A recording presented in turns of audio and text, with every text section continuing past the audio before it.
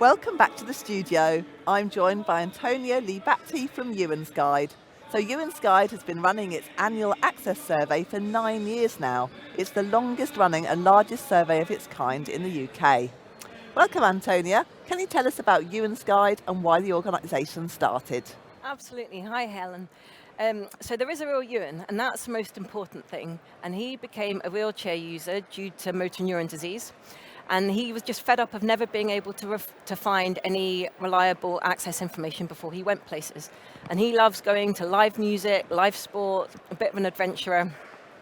And there were two visits that were kind of catalysts for Euan's Guide. One was he went to a music festival thinking it was going to be a nightmare, thinking wheelchair wheels, mud, how was he going to get between the stages, what would the loos be like? And he actually had a brilliant time. Okay, great.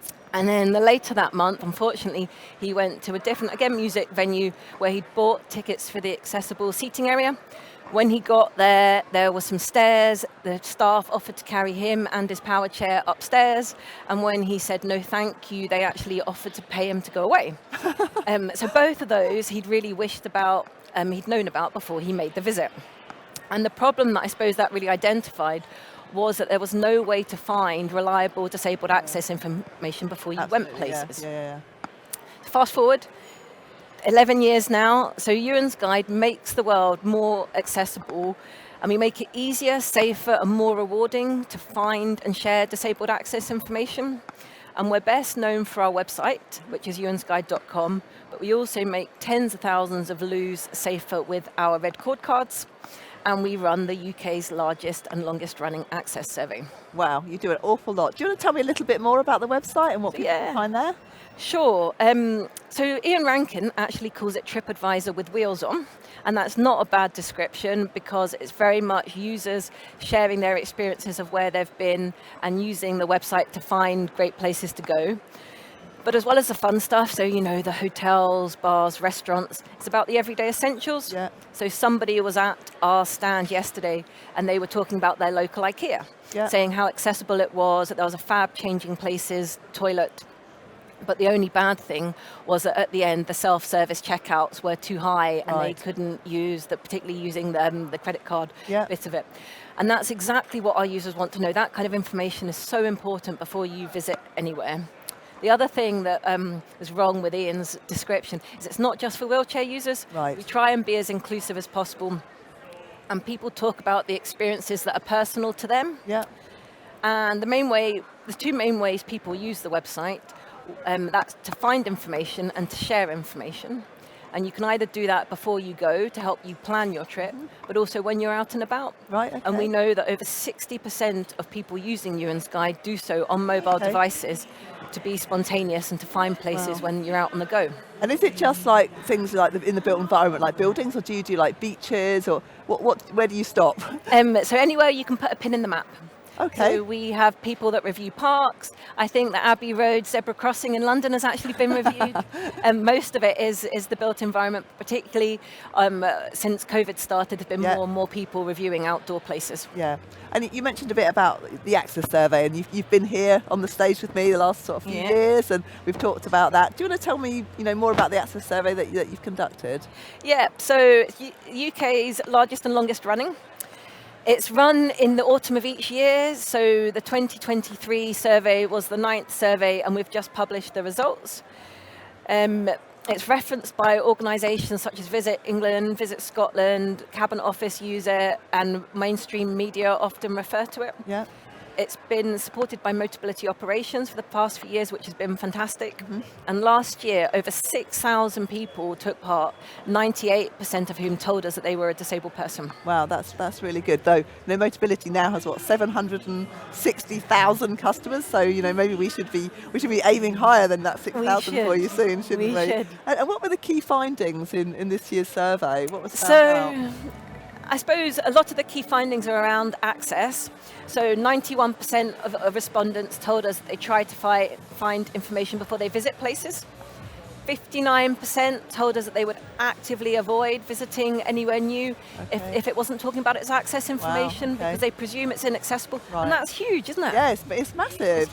I probably wouldn't go anywhere because so few places do have access to information. Exactly. Yeah, I suppose the other two interesting stats, so 51% told us that reviews from other disabled people give them confidence to visit new places, and 46% told us that they'd visited somewhere new because of a Euan's Guide review. Well, that's really good to hear as well, isn't it? Yeah, because the whole point of like having your Motability car is that you can go to places and explore the world and live your life and have a great time. So it's good to know that Euan's Guide is kind of helping people to do that. So it is impossible though to avoid the cost of living situation that we're all experiencing at the moment. You have some interesting findings on that, don't you? We do, and there's no escaping the disproportionate impact that both COVID and the cost of living crisis are having on disabled people and the people that they spend time with. Yeah. So this was the second year that the cost of living crisis was the focus of the survey, and the results, 76% of people told us they were making different buying choices,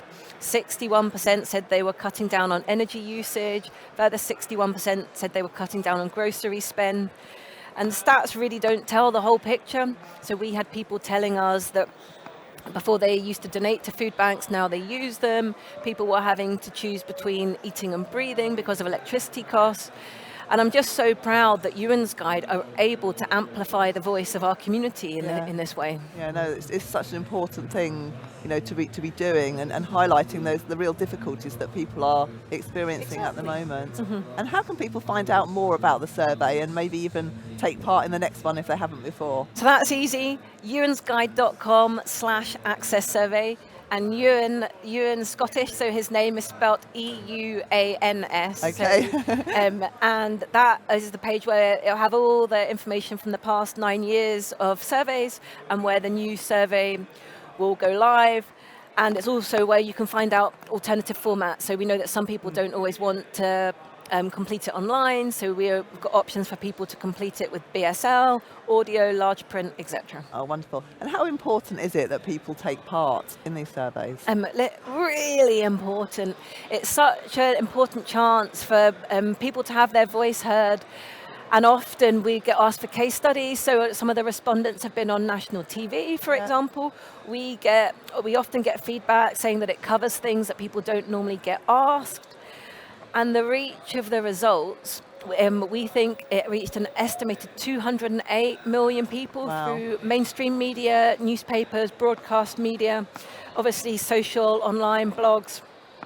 And I suppose the last thing is it really informs our work, first of all, but also it informs how we are able to represent our community. Yeah. So, for example, we used it to respond to the UK government's Disability Action Plan consultation. We were able to use the Access Survey results to really feed into things like that. Oh, that's brilliant. And what do you have planned for the future of Euan's Guide and your Access Survey?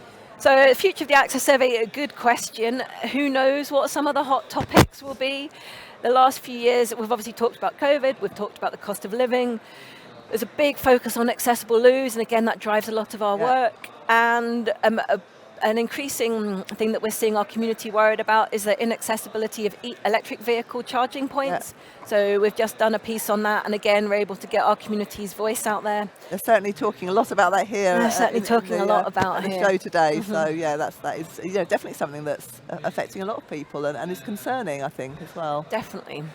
And with possible changes in government coming up, it's never been more important to have your say. Absolutely. So as well as the Access Survey, we hear you've got lots more exciting plans for 2024 and beyond. Sounds intriguing. Can you tell us a little bit more? Yeah, so loads of stuff going on as always. The website, euansguide.com, remains at the heart of what we do, and it's a real place to find and share disabled access information, and that's still as important as it's ever been. Yeah.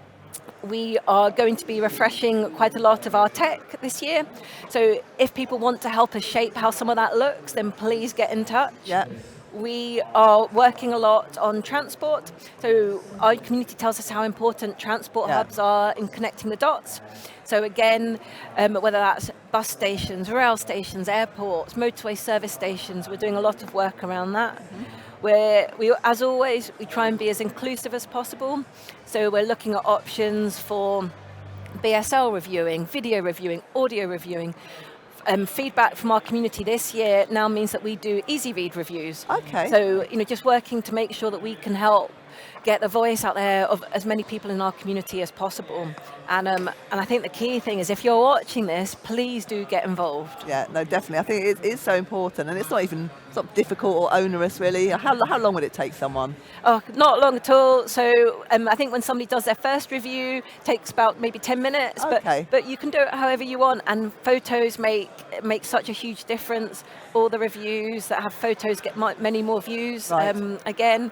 And you can do it however you want. So we're looking at lots of different options. Perfect. Thanks so much, Antonia. That's been fantastic. We're going to take a break now, so we'll be back at 1 o'clock with a live speaker session all about EV charging. Very topical. I'll see you then.